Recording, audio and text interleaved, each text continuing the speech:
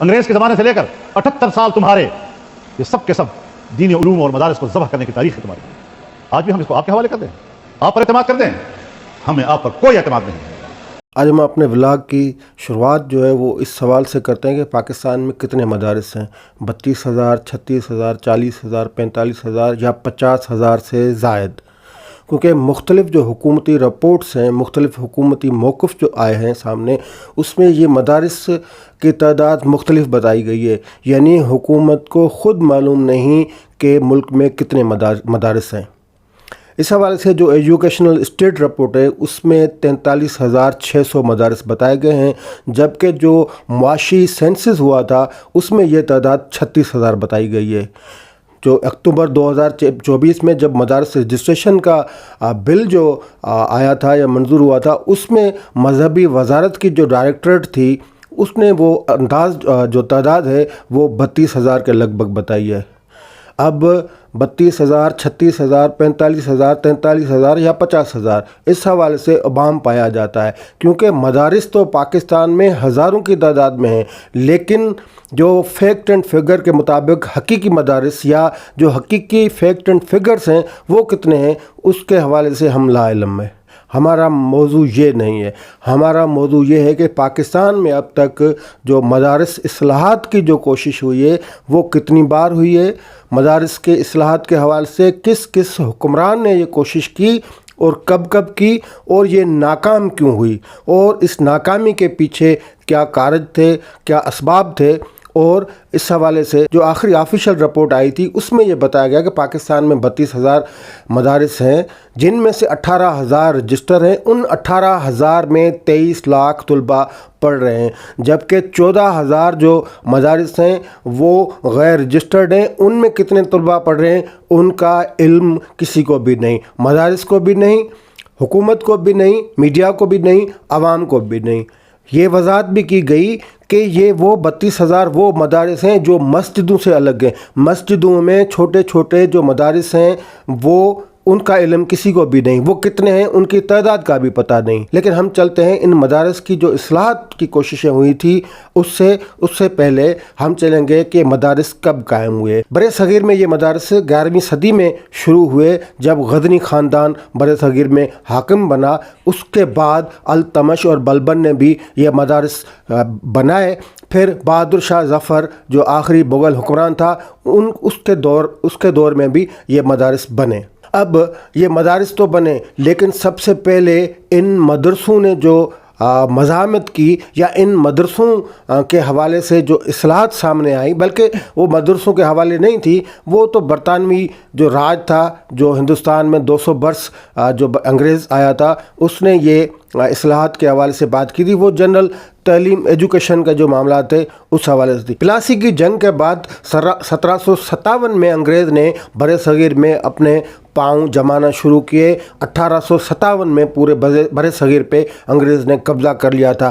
یہ 1835 میں لارڈ میکلے جو اس وقت کے مورخ, سیاستدان اور تعلیمی ماہر تھے, انہوں نے ایک report the minutes of education. اس رپورٹ میں یہ کہا گیا کہ وقت کا تقاضا ہے کہ تمام جو تعلیمی درسگاہیں ہیں ان میں انگریزی رائج کی جائے. انگریزی آفیشیل زبان بھی ہونی چاہیے, لیکن درسگاہوں میں انگریزی کو رائج کیا جائے, کیونکہ جو عربی, فارسی اور سنسکرت جو پڑھائی جاتی ہے اس میں جدید جو علوم ہیں وہ نہیں پڑھائے جاتے, اور تمام جدید جو علوم ہیں جس میں فلسفہ, تاریخ اور سائنس شامل ہے وہ انگریزی زبان میں ہے. اس لیے انگریزی زبان رائج ہونی چاہیے. یہ تو ایک مورخ نے رپورٹ دے دی اور یہ حکومت نے اعلان کر دیا کہ جتنے بھی درسگاہیں جو ہیں یا اس میں مدارس بھی شامل ہیں وہ ان میں اب عربی, فارسی یا جو بھی زبان پڑھائی جائے گی ان کی سرکار سرپرستی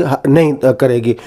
یہ جب اعلان ہوا تو ہر جگہ سے رد عمل آیا, لیکن درسگاہوں خصوصی طور پہ مدارس کی طرف سے ان پہ شدید رد عمل آیا, اور انہوں نے کہا کہ یہ جو اس سے بنیادی طور پہ جو مدرسوں کا رول ہے یا اس میں جو عربی فارسی پڑھائی جاتی ہے اس میں رکاوٹ آئے گی تو ان کی سرپرستی بھی ختم ہو گئی, اور اس کے بعد جو ان کی جو سندیں تھیں وہ بھی ناکافی اور غیر موزوں سمجھی گئیں. اس فیصلے کے بعد جو برے صغیر میں دو تحریکیں چلیں، ایک علی گڑھ کی تحریک تھی، دوسری دیوبندی کی تحریک تھی۔ دیوبندی تحریک یا علی گڑھ تحریک دونوں ایک دوسرے کے مخالف تھے، کیونکہ دیوبندی جو فکر تھا ان کا خیال تھا کہ انگریزی زبان، انگریز نہیں، انگریزی زبان جو ہے وہ ہمارے خلاف ہے، اس لیے ہم کوئی بھی تعلیم انگریزی زبان میں نہیں حاصل کریں گے۔ جب کہ علی گڑھ تحریک تھی اس میں یہ کہا گیا کہ جو انگریزی زبان ہے وہ مسلمانوں کو سیکھنی چاہیے، مسلمان جدید علوم جو ہیں وہ سیکھیں۔ اس طرح اس فیصلے کے بعد یہ ہوا کہ برے صغیر میں جو نجی مدرسے تھے وہ دھڑا دھڑ کھلنا شروع ہو گئے۔ مثال کے طور پہ دیوبندی مدرسہ جو تھا وہ کھلا 1866 میں، اور پھر علی گڑھ مسلم کالج جو تھا وہ 1875 میں کھلا۔ اس طرح جو لکھنؤ میں مدرسہ تھا بڑا الہند ندوائے علماء الہند، وہ کھلا 1890 کے قریب۔ لیکن اس کے ساتھ سہارنپور، خیر آباد، دہلی یا جو امروہہ تھا اس میں بھی کئی مدارس کھل گئے۔ تو یہ مدارس تو کھلے اس زمانے میں جب انگریز نے جدید علوم کی بات کی کہ وہ بھی تمام درسگاہوں میں پڑھائے جائیں اور زبان جو وہ انگریزی ہونی چاہیے، لیکن اس وقت کے علماء نے یہی تقریباً موقف اختیار کیا کہ یہ مدارس کی یا اسلام کی جو شناخت ہے اس کے خلاف ہے یہ فیصلہ، اس لیے ہم قبول نہیں کریں گے۔ یہ بات رہی برے صغیر میں۔ 1947 میں پاکستان بن گیا۔ پاکستان کے حصے میں کہا جاتا ہے کہ 200 جو مدارس ہیں وہ آئے، اور لیکن ہزاروں مولوی آئے۔ ہزاروں مولویوں نے پاکستان کی جو شناخت ایک جمہوری ملک بنا تھا، جمہوری شناخت چھین کے اس کو بالکل اسلامی نظریاتی ملک بنا دیا۔ پاکستان بننے کے بعد سب سے پہلے مدارس کی جو ریفارمیشن کا کام تھا وہ طاقتور باوردی صدر جنرل ایوب نے اپنے ہاتھ میں اٹھایا۔ 1959 میں جنرل ایوب نے ایک کمیشن بنایا، شریف کمیشن فار دا ایجوکیشن۔ یہ محمد شریف تعلیمی ماہر تھے، ان کی سربراہی میں یہ کمیشن بنا، اور ان کو یہ مینڈیٹ دیا گیا کہ یہ کمیشن تعلیمی نصاب، تعلیمی نظام، مدارس سمیت تمام جو درسگاہ ہیں ان کا جائزہ لے کر ان کے حوالے سے جو سفارشات ہیں وہ پیش کرے۔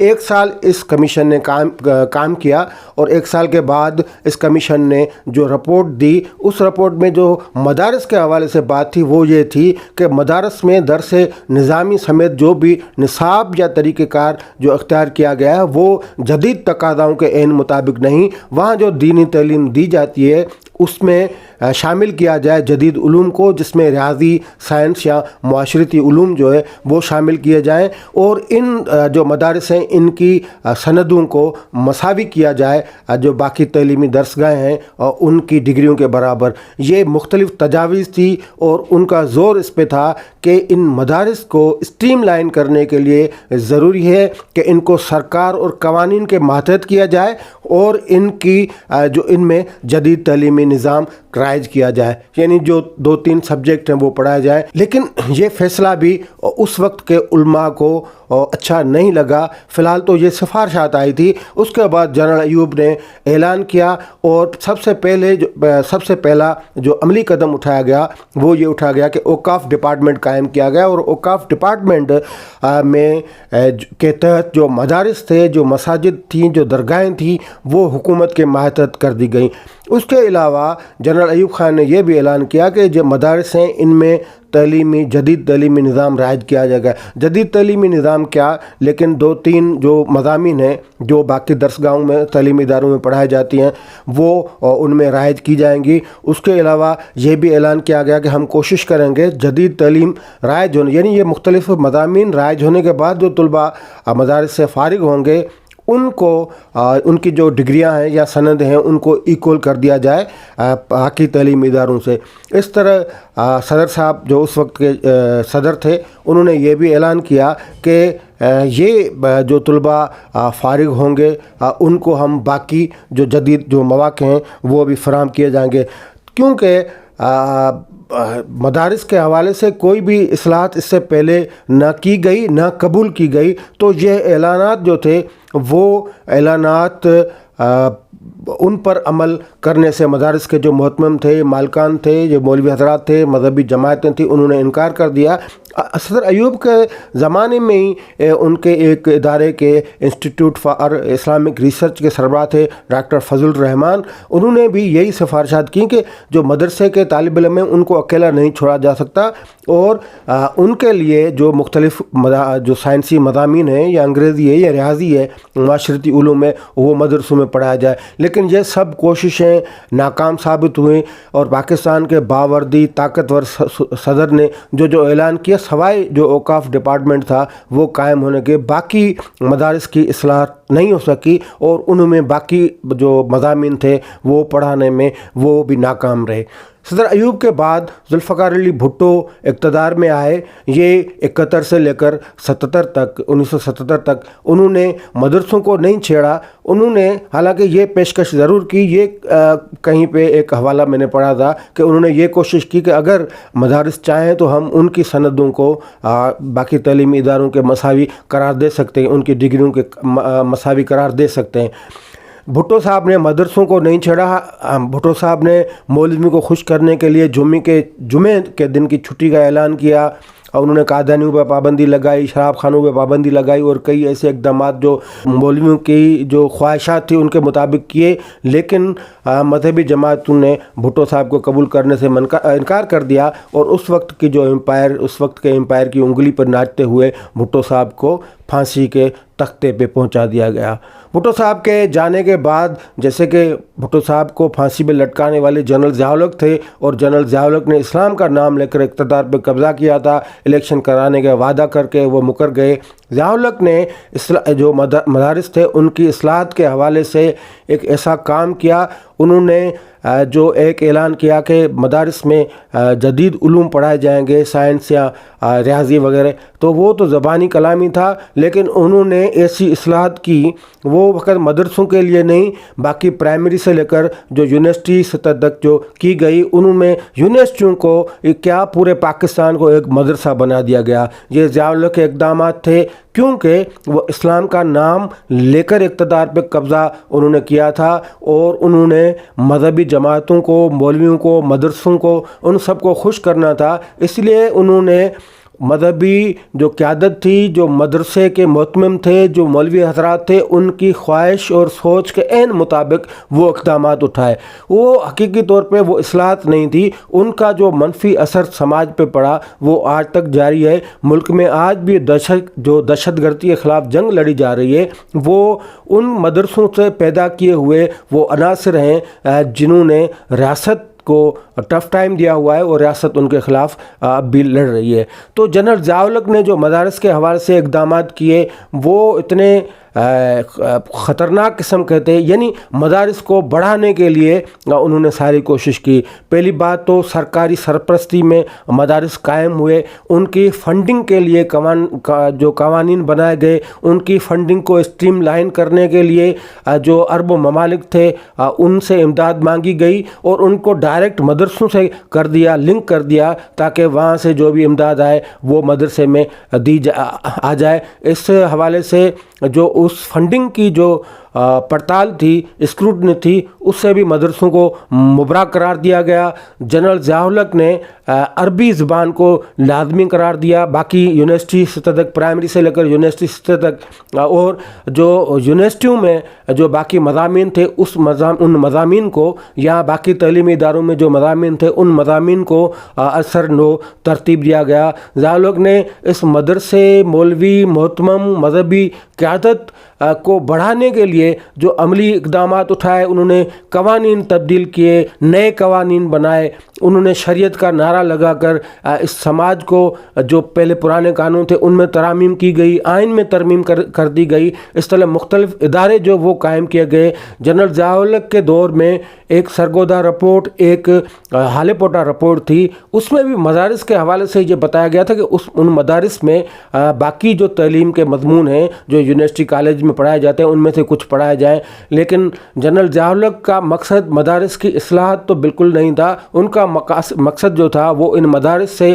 جو پیدا ہو، جو لشکر پیدا ہوں، جو گروہ پیدا ہوں، ان کو ہی آگے بڑھانا وہ چاہتے تھے۔ پھر اسی طرح ہوا، ان مدارس سے جو عنصر پیدا ہوا، انہوں نے افغان جہاد جو पैसों पे लड़ा गया था, अमेरिका के पैसों से जो जहाद लड़ा गया, उसमें हिस्सा उन लड़कों ने डाला, उन ग्रोह ने डाला जो ज़िया-उल-हक की पैदावार से। उन मदारिस से लश्कर जंगवी, कलदम लश्कर, जो मुख्तलिफ सिपाही साहबा, कलदम सिपाही साहबा, इस तरह जाफरिया तहरीक, इस तरह के कई जो ग्रोह हैं, जो अस्करी ग्रोह थे, वो उठे। इन मदारस में दीनी तालीम ज़िया के ज़माने में ख़त्म हो गई, अस्करियत पसंदी जो वो आ गई। उसके नतीजे में ये मुल्क इंतहा पसंद, शिदत पसंदी, फ़िरके वारियत, इन जैसे ही सोचों में गिर गया और इस मुल्क में इंतहा पसंदी इतनी बढ़ गई कि अब जो दहशतगर्दी के ख़िलाफ़ जो जंग लड़ी जा रही है, वो जंग जो दूसरे एंड थे वो ज़िया के वो बच्चे लड़ रहे हैं जो मदारस से पैदा हुए थे।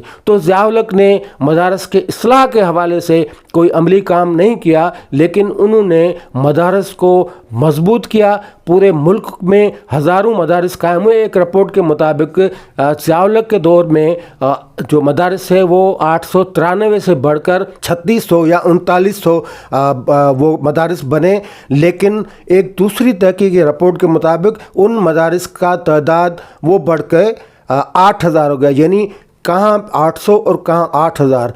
तो इस तरह मदारस की जो परवरिश हुई या परवान चढ़ा गया। ज़िया-उल-हक ने अपने मकासद के लिए इस मदारस में इस्लाह तो नहीं की, लेकिन जो उन्होंने अमली इक़दामात उठाए उनका मनफी असर पड़ा, समाज पे पड़ा, सोसाइटी पे पड़ा, मुल्क पे पड़ा और कवानीन पे पड़ा। एक घुटता हुआ उस समाज पैदा हुआ जिसकी सांस अब तक भी घुट रही है। और अब भी अगर हम देखें तो वो जो ज़िया का दौर है वो अब भी चल रहा है। ये इस्लाहत के नाम में उन्होंने जो ब्लंडर किया वो उसके नुकसानात अब भी जारी है। जनरल ज़िया-उल-हक ने 11 साल आमरीत लगाई। उसके बाद मोहतरमा बेनज़ीर भुट्टो 1988 के इंतखाबात में कामयाब होकर मुल्क की वज़ीर-ए-आज़म बनाई। हकीकी तौर पे अगर कहा जाए तो मदरसों की इस्लाहत के हवाले से मोहतरमा बेनज़ीर भुट्टो ने अमली इक़दामात उठाए। उन्होंने सबसे पहले ये काम किया कि मदरसों में जो मुस्लिम ममालिक के जो तलबा थे, यानी जो अरब ममालिक के जो तलबा थे, उनकी दाखिला पे पाबंदी लगाई दी गई। उनकी दाखिला पे पाबंदी लगाने के साथ उन्होंने जो गैर मुल्की जो शहरी थे उनकी मदारिस में दाखिला के लिए हुकूमती जो नो ऑब्जेक्शन सर्टिफिकेट उसको लाजमी करार दिया। उसके अलावा मदरसों की फंडिंग जो है उसकी पड़ताल करने के लिए मोहतरमा बेनज़ीर भुट्टो ने फैसला किया कि उनकी जो पड़ताल की जाए। मोहतरमा बेनज़ीर भुट्टो ने पाबंदी लगाई कि सोसाइटीज़ एक्ट के तहत जो मदारस रजिस्ट्रेशन होते हैं वो नहीं होने चाहिए, ना होंगे। ये फ़ैसले हकीकी फ़ैसले थे जो जितना ज़िया-उल-हक के ज़माने में असर रसूख बढ़ा था मदारिस का और मदारिस हावी हो गए थे, वो अपना नज़रिया और फ़िक्र इम्पोज़ कर रहे थे पूरी सोसाइटी पे। इसको रोकने के लिए ये इक़दाम ज़रूरी थे और ये इक़दाम किए गए। हालांकि उन इक़दाम पे अमल नहीं हुआ क्योंकि जो मदारिस या मजहबी जमायतें थी वो बज़ाहिर कुछ उनमें से पीपल्स पार्टी हुकूमत के साथ थी, लेकिन अमली तौर पर जब मदारिस का नाम आता है तो ये मजहबी जमातें इकट्ठी हो जाती हैं। मोहतरमा बेनज़ीर भुट्टो के बाद मियाँ नवाज़ शरीफ जब आए तो उन्होंने एक एजुकेशनल पॉलिसी दी। उसमें भी ये कहा गया कि इन मदारिस में मुख्तलिफ़ मज़ामीन वो पढ़ाए जाएंगे। इन मदारिस में से जो फारिग होंगे तलबा, फारिगुल तहसील होंगे, उनको हम जॉब देंगे। उनकी तरबियत का प्रोग्राम बनाया गया। इसके हवाले से 2000 मस्जिद स्कूल कायम करने का ऐलान हुआ। ये भी एक किस्म की इस्लाहत की कोशिश थी, लेकिन वो कामयाब नहीं हो सकी। फिर आते हैं 1999 में जनरल परवेज़ मुशर्रफ। वो भी जनरल अयूब की तरह बहुत ताकतवर शख्स थे और जनरल अयूब की तरह वो ख़ुद को जदीद बल्कि उससे ज़्यादा वो लिबरल सोच का शख्स ख़ुद को समझते थे। ख़ुद को मुस्तफ़ा कमाल अतातुर्क और कायद-ए-आज़म सानी कहलवाने के शौकीन थे और वो कुत्तों या सिगार के साथ वो भी अपनी तस्वीरें जो खिंचवा कर मीडिया में देते थे। जनरल परवेज़ मुशर्रफ ने तो अपनी कई तकरीरों में इन मदारिस या मजहबी जमातों को खुसूसी तौर पे जो जहादी कल्चर या देवबंदी फ़िक्र था ان کو چیلنج کیا اور جنرل مشرف نے یہ کہا کہ یہ لوگ جو ہیں یہ اکثریت میں نہیں ہے، اقلیت کے باوجود جو اپنا نظریہ ہے وہ سوسائٹی پہ امپوز کرنا چاہتے ہیں اور لوگوں کو، سماج کو یرغمال بنانا چاہتے ہیں۔ اس لیے انہوں نے مدارس کے حوالے سے ایک فیصلہ کیا اور ایک کمیشن بنایا۔ یہ ڈاکٹر محمود غازی کی سربراہی میں کمیشن بنا اور اس میں کئی اقدامات، اس کمیشن کی رپورٹ جو تھی اس میں کئی سفارشات کی گئی۔ اس کے بعد جنرل پرویز مشرف نے ان مدارس کی رجسٹریشن کے حوالے سے باضابطہ طور پہ عملی فیصلے کیے، لیکن ان فیصلوں کا کیا بنا وہ ہم آپ کو بتاتے ہیں۔ جنرل پرویز مشرف نے جو کمیشن بنایا، جیسے میں نے بتایا ڈاکٹر محمود غازی کی سربراہی میں، اس کمیشن کے مختلف جو سفارشات آئیں، ان سفارشات کی نظر میں مختلف کام کیے گئے۔ ایک تو قانون سازی ہوئی، مدرسہ ایجوکیشن بورڈ جو ہے وہ 2001 میں اس کا قانون منظور کیا گیا اور مدارس جو تھے ان کو پابند کیا گیا کہ آپ ان کے ماتحتی میں چلیں گے۔ اس کے بعد اسلام آباد، کراچی اور سکھر میں 3 ماڈل مدرسے بنائے گئے۔ حکومت نے غیر رجسٹرڈ جو مدارس تھے ان کی جو فنڈنگ ہے وہ روکنے کا اعلان کیا۔ اس کے ساتھ مدارس کے جو اساتذہ تھے ان کا تربیتی پروگرام شروع ہوا۔ مشرف نے اعلان کیا کہ ہیٹ اسپیچز اور جو فرقہ واریت یا انتہا پسندی کے جو اسباق مدارس میں دیے جاتے ہیں وہ بند ہونے چاہیے۔ کوئی بھی مدرسہ اس طرح کا جو لٹریچر ہے اس کو فروغ اس کا نہیں کرے گا۔ اب پرویز مشرف کے دور میں 8000 مدارس کو جدید تعلیم دینے کا اعلان کیا گیا، لیکن نتیجہ یہ نکلا کہ فقط 500 مدارس تھے، انہوں نے درخواستیں دی۔ اس طرح کروڑا روپے جو ہیں وہ اس مدارس ریفارمز کے لیے رکھے گئے، لیکن آخر میں ان کا جو رقم نکلی یا جو خرچ ہوئی وہ کچھ لاکھ روپے تھے۔ اس طرح یہ پرویز مشرف کے جو اقدامات تھے، ان اقدامات کی بھی وہ مذہبی جماعتیں جو پرویز مشرف کے ساتھ تھیں، JUI ساتھ تھی، جماعت اسلامی ساتھ تھی، باقی چھوٹے گروپ بھی ساتھ تھے، لیکن مدارس کی جو ریفارمیشن تھی اس پہ انہوں نے کمپرومائز نہیں کیا۔ انہوں نے اعلان کیا کہ مدارس کی جو ٹریڈیشنل رول ہے وہ برقرار رہے گا، مدارس کی جو اصل شناخت ہے وہ برقرار رہے گی، ہم یہ جو اصلاحات کی گئی ہیں اس کو ہم نہیں قبول کریں گے۔ اور پرویز مشرف جیسا طاقتور بندہ وہ بھی ناکام رہا مدارس کی جو اصلاحات کا جو ان کو پروگرام تھا اس میں۔ پرویز مشرف کے بعد جو حکومت بنی 2008 میں پیپلز پارٹی کی، انہوں نے کوئی ایسی عملی کوشش نہیں کی۔ بعد میں جب ہم دیکھتے ہیں تو عمران خان صاحب نے، انہوں نے بھی مدارس کے جو رجسٹریشن یا مدارس میں جدید نصاب پڑھانے کے حوالے سے اعلان کیا۔ گویا کہ عمران خان کی حکومت نے تو اوکاڑا کا جو مولانا سمیع الحق کا مدرسہ تھا حقانیہ، ان کے لیے 30 کروڑ روپے بھی دیے تھے، لیکن انہوں نے بہرحال اعلان ضرور کیا کہ ان مدارس میں جدید تعلیم پڑھائی جائے گی، لیکن اس کا بھی نتیجہ نہیں نکلا۔